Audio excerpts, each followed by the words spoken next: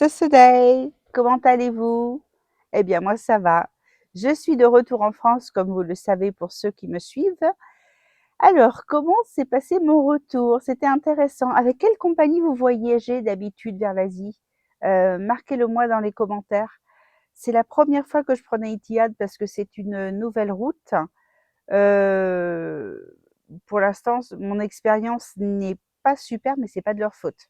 Je vais vous expliquer tout. Normalement, mon billet faisait Phnom Penh, Abu Dhabi, Abu Dhabi, Rome, Rome, Nice. Mais vu les pénuries de fuel, il y a des compagnies qui ont suspendu des vols ou annulé définitivement certains vols. Ce qui est le cas du Rome-Nice qui était opéré par Alitalia, ITA, pardon, c'est le nouveau nom. Donc eux ont suspendu pas mal de Rome-Nice. Il n'y en a pas tous les jours, il n'y en a pas autant que d'habitude.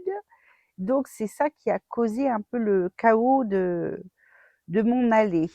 Le truc aussi qui s'est passé, j'ai eu très peur à Phnom Penh, j'ai cru que j'allais pas rentrer à Nice directement, mais à Rome. Ils ne retrouvaient plus ma réservation dans leur système informatique, alors que j'avais bien accepté les modifications, parce qu'on a le choix, soit on accepte les modifications, soit ils proposent un remboursement, ce qui est très honnête de leur part, mais bon, ceci dit, c'est un peu normal aussi. Donc ils ne me retrouvaient pas, ils ont mis 45 minutes en appelant la hotline à Abu Dhabi, ils ont fini par me retrouver. Je pensais déjà à louer une voiture pour faire le Rome-Nice, enfin bon, bref. 45 minutes, c'est long quand même quand on ne vous retrouve pas, on se pose des questions. Donc le vol s'est bien passé. J'ai fait Phnom Penh, Abu Dhabi. J'ai eu 2 heures à Abu Dhabi, nickel, juste le temps de traverser l'aéroport, de s'asseoir 20 minutes et hop, il faut réembarquer dans l'autre avion. Abu Dhabi, Rome, par contre là, ça a été très long. Il y a eu 6 heures d'attente en journée. Heureusement que j'ai une carte d'accès au lounge d'aéroport. J'ai pu essayer de me reposer un peu parce que je dors pas du tout en avion, je somnole mais je ne dors pas. Et donc au bout de 6 heures d'attente, après le Rome-Nice pardon, fait 1 heure. Donc je suis arrivée pas très fraîche.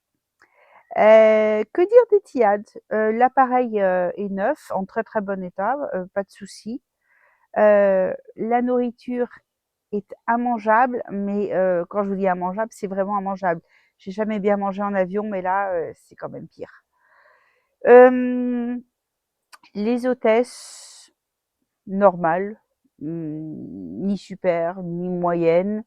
Elles font leur travail, mais il n'y a pas le sourire exceptionnel de l'hôtesse de l'air. Les avions, bah, vu les changements qu'on a eus, si on se cantonne aux changements, ils sont partis à l'heure, ils sont arrivés à l'heure. Mais le retour, ça va être intéressant. Alors, on m'a changé 2 fois la date et les horaires du retour.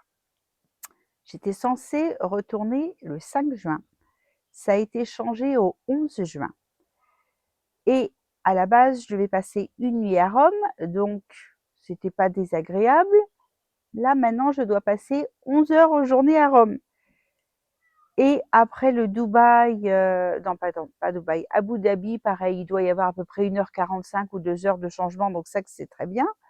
Mais voilà, les 11 heures en journée à Rome, ça va être long, très, très long. J'ai pas voulu demander un remboursement, étant donné que les billets ont tout simplement flambé. Si j'avais eu un remboursement, je pense qu'il aurait fallu que je redépense minimum le double pour acheter un vol. Donc j'avais pas envie de faire ça, j'ai pas d'impératif, c'est pas grave si je rentre plus tard. Donc ben voilà, je rentre le 15 juin. Et oui,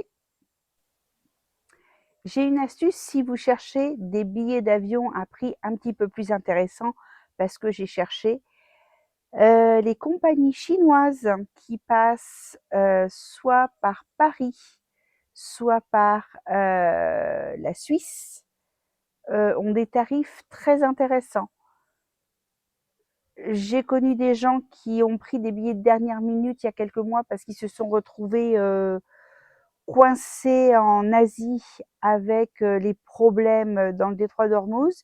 ils en ont été ravis. Je sais qu'il y avait des allées simples dans les 350 $. Donc, plus qu'intéressant, si vous voulez regarder, si vous cherchez des billets pour vos futures vacances ou pour partir vivre au Cambodge comme moi, ça vaut le coup de regarder. Turkish Airlines a vraiment le vent en poupe. Ils ont plein de vols au départ de Nice, ce qui est très intéressant pour moi. Je les prendrai peut-être l'année prochaine. Et des tarifs relativement intéressants. Et je ne sais pas si eux ont des problèmes d'essence ou pas. Aucune idée. Je n'ai pas regardé.